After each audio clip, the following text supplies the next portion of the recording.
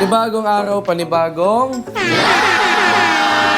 Ang ipapagawa ko sa inyo ay hindi na bago sa inyo. Naalala nyo last time, naging challenge natin ang Real Talk. May mga nasaktan at may mga natamaan. At syempre, sa mga oras at pagkakataong ito, uulitin natin ang challenge. Kung naalala nyo last time, bumubunot kayo kung sino ang gusto nyo i-Real Talk. Ngayon, meron kayong chance na piliin sino sa mga kasama ninyo ang gusto nyong i-Real Talk. Okay, sa challenge na ito, ang girls ay kailangan piliin lamang ang mga girls. At ang boys naman, kailangan pumili sila ng isa sa mga boys. Okay, wag na natin patagalin pa. Simulan na natin agad ang Real Talk Challenge!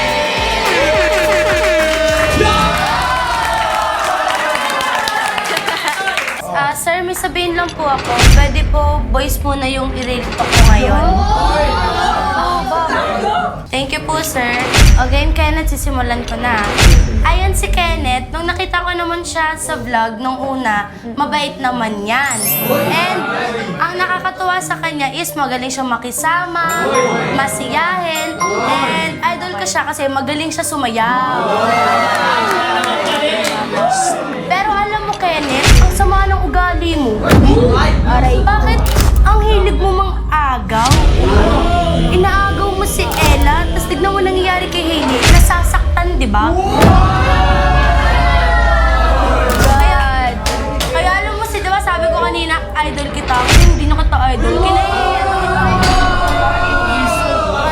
Sana baguhin mo yung ugali mo. Nasasaktan kasi si Hailey ko eh. Ito lang ang huli sasabihin ko ha. Sana huwag ka na maging masyadong papansin. Papansin. At alam mo ba, Kenny? Ops, Bella, your time is up. Gina. Krish, ikaw naman. Ang napili ko po para i-Real Talk ay walang iba kundi si Kiara. Okay, sisimulan ko ng i-Real Talk si Kiara. Si Kiara, mabait, maganda, and isa sa mga una naging close ko dito sa Rancag. Pero ito kasi, mga isang taon ko na rin tong kinikim-kim kay Kiara. Ito kasi, ang problema lang kay Kiara is parang nilalapitan niya lang ako pag kailangan niya.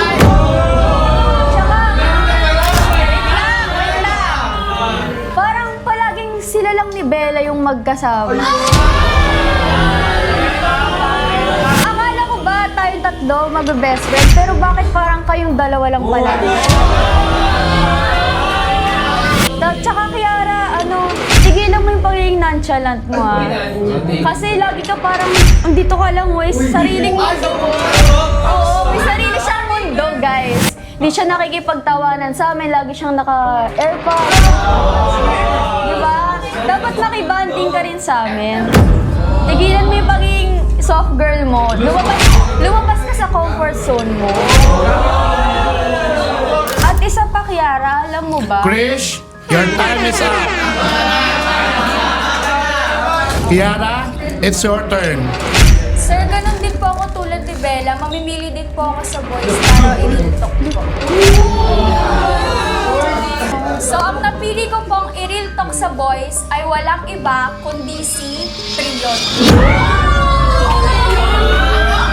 Si Prion, nakikita ko naman very supportive siya, sobrang mabait siya, may itsura din siya, tsaka marunong din naman siyang sumayaw. Kaso nga lang, eto, tandaan mo to, Prion na, Real Talk lang, walang samaan ng loob. Punta na tayo sa bad sides ni Prion. Si Prion, napapansin ko na parang ang hina niya sa mga pick-up. Tsaka, ang tumal niya. Parang ikaw na lang talaga mabubwisit sa kanya. Tsaka isa pa, yung pagiging makulit niya. Grabe, sobrang nakakabadrip talaga. Kasi nakaka-relate yung pagiging makulit niya. Yung ingay ng boses niya. Sobrang nakaka-burn out. Sakit sa tenga. Tsaka ayos-ayusin mo yung trabaho mo. Yung pagiging mahiyain mo, yung pagiging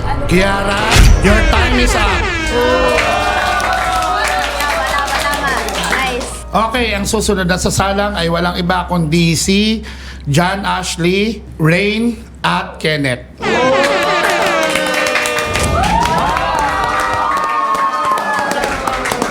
Rain, ikaw ang mauna. At ang napili ko pong i-real talk ay walang iba kundi si Justin. Ito, umpisa ako na. Ito, real talk lang, Justin. Magkaibigan tayo. Pero, tandang-tanda ako yung sinabi mo sa akin nung nakaraan. Ang sabi mo sa akin, mataba ako. Oo, kung mataba ako, ikaw puro buto. Anong magagawa ng abs mo pag ikaw sinuntok ko?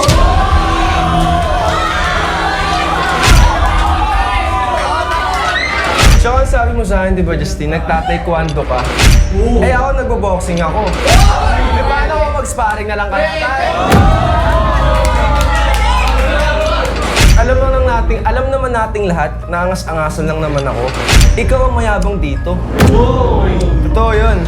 Tsaka ikaw, Tin, sa mga content natin. Alam mo naman na ayaw mo sumama sa amin, di ba? Kapag ako nag-aaya, anong sinasabi mo? Mamaya na lang. Tsaka feeling mo, Justin, andito ka eh. Andito ka lang naman. Okay, Rain, your time is up. John Ashley, ikaw ang susunod. So, ang napili kong real token ay walang iba kundi si Rain. Si Rain yung napili kong i-real to kasi siya yung lagi ko nakakasama. So, medyo alam ko yung ano niya, galaw niya. So, yung good side niya is, ano siya, magaling siyang sumayaw. May aura siyang manly. Tapos, magaling din siya magsalita. Yung mga bad side niya naman is, yung pagiging maangas niya. Mainipin siya guys sa mga content. Yung pagsayaw niya, parang hindi niya nilulugar eh. Parang palagi siyang pasarap. Medyo nakakadiri na yung mga ganong bagay. So, Okay, John Ashley, your time is up. And Kenneth, it's your turn. Ang napili ko po para i-real talk ay walang iba kundi si Hailey. Alam mo, Hailey, alam ko naman na mahal mo si Ella eh. Pero, lalaki ka ba talaga? Kasi, kung paano masaktan si Ella, parang mas lalaki pa ako sa iyo eh. Alam mo, isa lang masasabi ko si Hailey, hindi mo deserve si Ella. Alam mo bakit? Umpisa pa lang, dapat yung mga babae, hindi mo sinasaktan. Palagi mong pinipili si Bella. Bakit? Sino ba nauna sa kanila? Di ba si Ella? Saka alam mo, huwag mong sisihin kung ako yung pinipili ni Ella. Yun. Kasi hindi ko naman kasalanan kung mas pinaparamdam ko sa kanya kung ano yung pagmamahal eh. Hayaan mo na sa akin si Ella.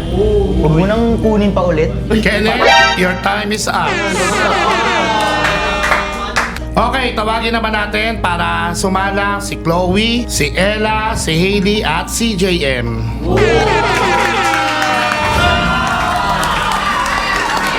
Okay, Hailey, magsisimula tayo sa'yo. Ako naman ang napili ko para i-real talk ay si Cassie. Si Cassie, mabait yan. Dikit nga kami yan, ganito kami yan nung sakali. Kapatid tingin ko dyan. Kumbaga, kuya tingin niya sa akin. Pero sobrang kulit kasi niyan eh. Kumbaga siya yung pinakamatigas na ulo. Alam mo Cassie, sabihin ko lang sa'yo minsan yung biro mo, ilugar mo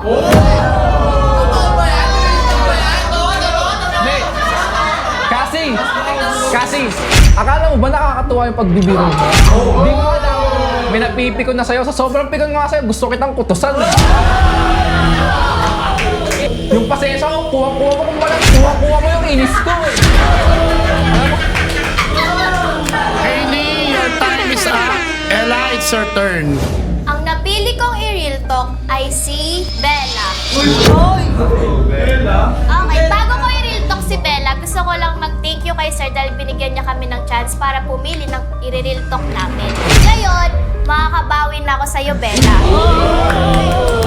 Alam mo, Bella, gusto ko lang sabihin sa'yo na bagong pasok ka lang sa Rancaf, gusto ko yung aura mo kasi sobrang jolly mong tao, parang feeling ko makakasundo mo lahat, palatawa ka, tapos mabait.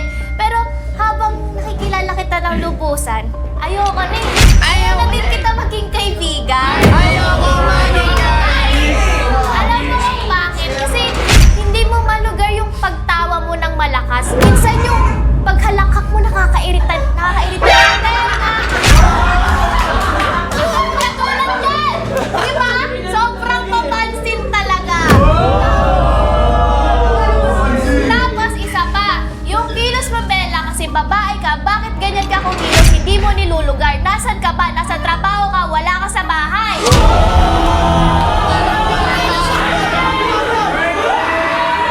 Saka isa pa ha, anong sinasabi mong red flag ako? Ikaw nga, mga agaw ka.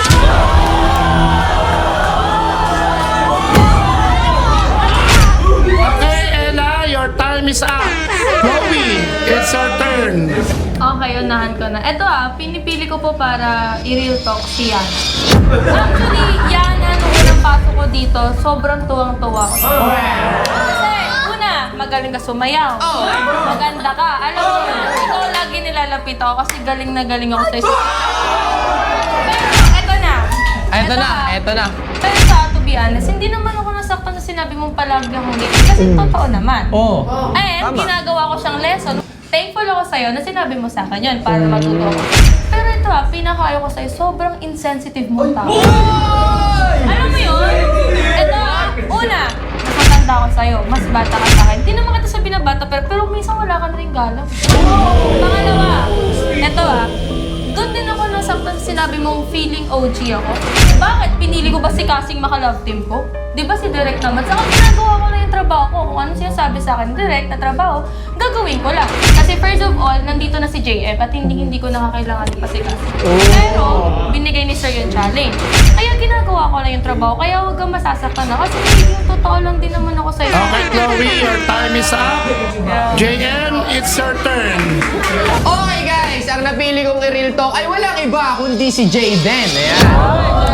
So Jayden, dahil bilang bunsong kapatid ka namin, ito ang leksyon na mapapayo sa'yo ni Kuya. Okay. Jayden, una sa lahat, ayaw kitang masaktan kaso masasaktan ka dito eh. Jayden, una sa lahat, mabait ka. Siyempre, bata ka. Ayusin natin yung postura natin bilang lalaki. Yan, napakahalaga niyan, Jayden. Huwag mo kakalimutan niya na dapat meron kang tindig dahil isang lalaki. Pangalawa, ang forma. Dapat matuto na tayong pumorma, Jayden, kasi patanda na tayo ng patanda. So, dapat alam mo na yung mga suotan natin. Total, lagi ka naman namin nakasama. Pwede ka sa amin magtanong, di ba? Pero si Jayden, guys, meron din siyang ugali talaga na mapapansin nyo na tamlayin talaga siya. Okay, JM, your time is up. Okay, ang susunod na sasalang ay walang iba kundi si Glyza, si Migs at si Luis. Gly, ikaw ang maunang sasalang. So, ang napili ko po para i-real talk ay walang iba kundi si Chloe. Ito lang yung problema ko sa kanya. Bukod sa lagi siyang late, napaka-insensitive tsaka tumal na rin kumilos. So, hindi porket magkaibigan kami, to-tolerate ko na yung ganong pag-ugali.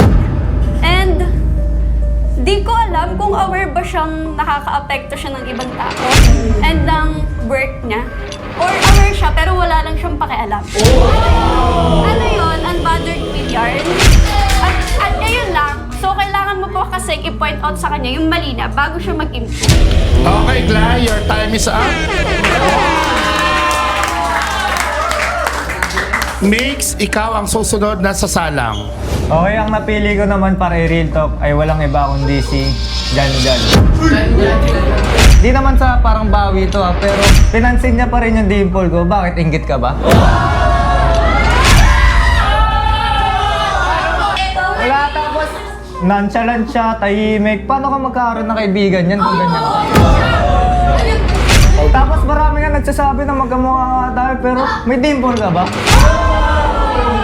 Tapos tatawa. Okay, Migs, your time is up. Luis, it's your turn. Ang napili ko pong i-real talk ay si Chris. Yung pagiging baby face mo ay hindi mo i-apply sa ugali mo na parang baby. Unprofessional professional ka sa work. Kasi kapag may gusto makipag-content sa'yo, pili lang yung mga content na gusto mong gawin sa kanila. Lalo sa love team, ano bang work natin dito? Di ba love? Bakit hindi mo ginagawa at ginagampanan yung work mo? Bibitas niya. Nag-worry lang ako sa'yo sa future na baka mamaya dahil sa kaartehan mo, hindi mo kayanin yung totoong mundo. Okay, Luis, your time is up. Okay, ang susunod na sasalang ay walang iba kundi si Jayden and Justin.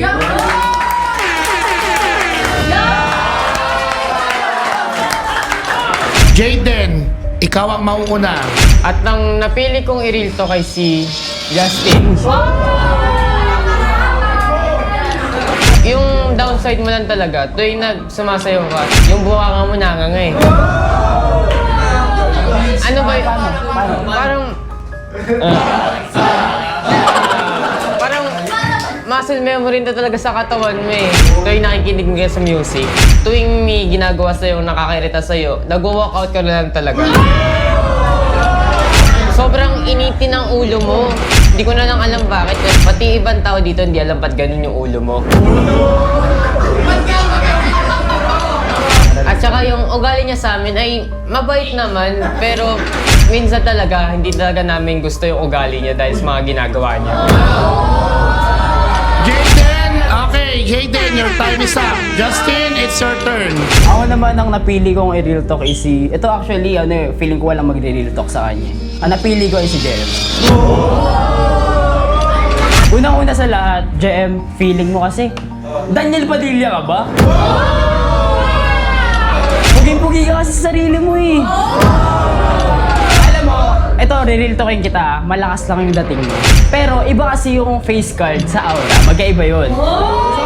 Minsan, kailangan mong ilugar yung sarili mo. Huwag ka masyado feeling Daniel Padilla pag magkasama tayo, tatagawin mo ko, Tin. Oh, huwag ka muna sumagot.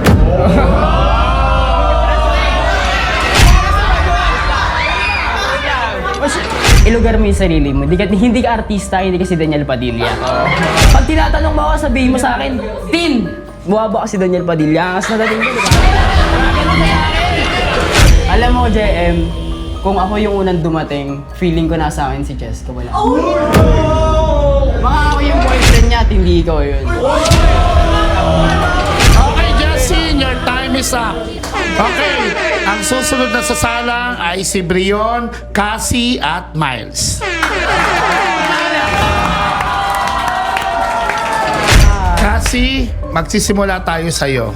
Ang napili ko para i-real talk ay si Angel. Eto, matagal ko na kinikip to, pero mabait si Angel. Mabait. Pag nakikita mo pa lang. Pero pag naka-close mo na, parang may tinatagong kulo. Pagdating sa rank, bait-baitan siya. Pero pag Angel pa man rin yung pangalan mo, pero yung ugali mo hindi naman pang Angel. Tapos alam mo, feel nyo na rin yung TikTok niya no? May pabuhat-buhat pa eh. Nagpapabuhat ka rin kasi di ko kaya. Gusto mo buhatin pa kita ngayon. Tapos alam mo, pag nagti-TikTok tayong dalawa eh, parang hindi ka makalapit sa akin, pero pagdating kay Rain eh, dikit na dikit kayo. Diba? Halata mo naman talaga na may tinatagong kulo eh, no? Tapos alam mo, Jel, umay na ako sa love team natin. Ay! Di parang nakakasawa na kasi, paulit-ulit lang naman. Tapos, wala, ready na ako mag-signing off yung jealousy kung mangyari yun. Okay, Cassie, your time is up. Brion, it's your turn. Ang napili kong i-real talk ay walang iba kundi si Rain. Bago ko pa lang sa Rancab as a candy boy, tas ganun yung ginagawa mo sa jealousy. Nag-aaway sila, nag-iwalay sila sa love team dahil sa'yo. Oo, decision yun na direct. Pero ang pangit ng tignan, ang yabang pa ng dating mo sa mga vlog, content. Bakit? Pinapatunayan ka na ba compare kay Cassie? Nabalita ako, Rain, nagbo-boxing ka pala. Subukan mo mag-angas-angas sa akin. Di ako magdadalawang isip na labanan ka. Okay, Brion, your time is up. Ang susunod naman ay si Miles. Okay, siguro guys, bago sa inyo to. Pero ang napili ko para i-real talk ay si Angel din. Kasi Parehas kami ni Cassie na may matagal lang kinikim-kim na ugali kay Angel. So syempre, una Angel, syempre late ka na. May time na 1 oras mo kami pinaghintay. Tapos yung ugali na ipapakita mo pa sa amin, parang, alam mo yun, wala ka pang work pero drain ka na kagad. Kasi syempre, bilang kami workmates mo, nakakaawa sa amin yun. Kasi pumunta kami dito, nag-effort kami para magtrabaho. Syempre, sisipagan namin. Tapos ikaw makikita ka namin na parang, alam mo yun, hindi mo gusto yung ginagawa mo. So syempre, nakaka-drain yun para sa amin. Tapos may mga times din na parang ang hirap mo biruin. Kumbaga pag biniro ka pa namin, parang kami pa yung may kasalanan. Alam mo yun, napakasungit mo, tapos ina-attitudean mo pa kami. So parang ayun, ayoko lang ng ganung ugali mo. Okay, Marius, your time is up.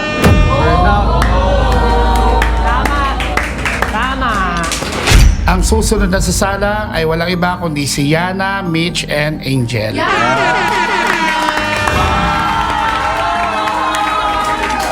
Kasama natin si Angel, si Yana at si Mitch. Okay, Yana, ikaw ang mauna. Ang gusto ko pong i-real talk ay si Ate Angel. So, kung alam naman po ng lahat, syempre si Ate Angel, yung isa ko sa pinaka-close ko talaga. Yan, lagi kami magkasama niyan. Kaya for sure, may alam ako na hindi alam ng iba. So, ganun. Una-una po sa lahat, syempre kapag gagala kami, lagi talaga siyang parang hindi niya talaga na ano yung effort ko, na mas lagi akong nauuna. Tapos, isa pa, kapag may times na rank of day, syempre, minsan po hindi siya namamansin. So parang na-off ako. So, di ko na lang rin siya pinapansin minsan. May mga times po na ganun. Kaya, syempre, hindi naman ako pwedeng magdamdam kasi ako po yung bunso sa amin. Siya po yung ate. So, syempre, kailangan ko na lang go with the flow na lang ako. Kasi siya naman yung may gusto. Tapos minsan, kapag may mga argument kami, siguro siya na lang rin lagi yung nasusunod. Ayun, parang naisip. Okay, Yana, your time is up. Mitch, it's your turn. So, ang napili ko pong i-real talk ay si Angel din po. Kilala mo rin. Si Angel, tropa ko yan. Oo, tropa ko talaga. Pero since real talk naman to, syempre, sasabihin ko na yung mga napapansin ko sa'yo. Ito unang napapansin ko, feeling entitled kay Angel. Like, parang akala mo layo na nung narating mo. Ano ba? Sikat ka na ba?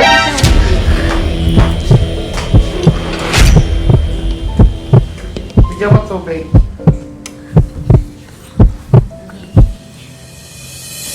Tuloy. Ito ko ba? Uy, dyan. Uy, kaki. Uy! Uy. Tuloy, Mitch. Okay po. So, ayun nga, parang feeling entitled ka kasi parang kagi umiiyak. Ano ba? Napupunasan ko lang. Ito tuloy ko ba? Hindi dahil yun kay Cassie, nakakainis kasi again-game. Okay, kasi. Hindi yun sa inyo. Hindi sa inyo, again-game.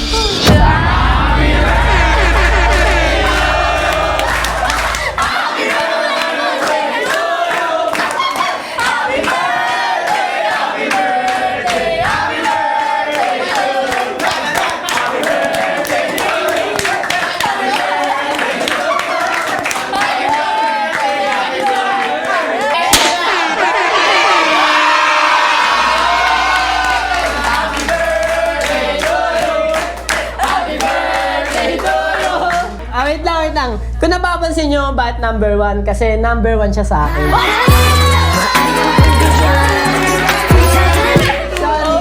Bigay mo! Birthday girl. Yeah!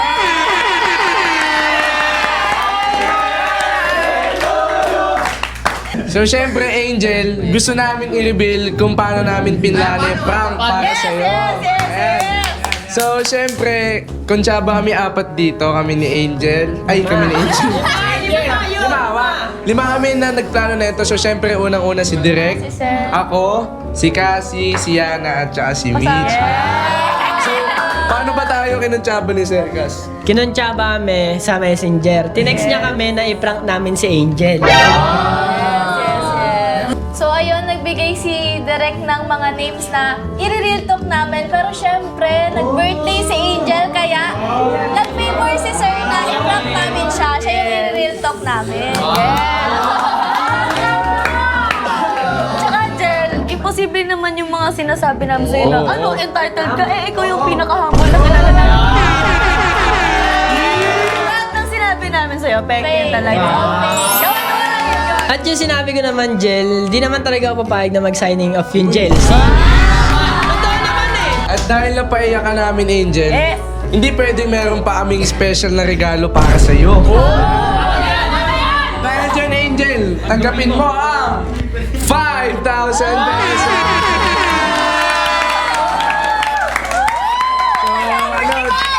Siyempre, Jel, regalo yan na Run Cab para sa'yo.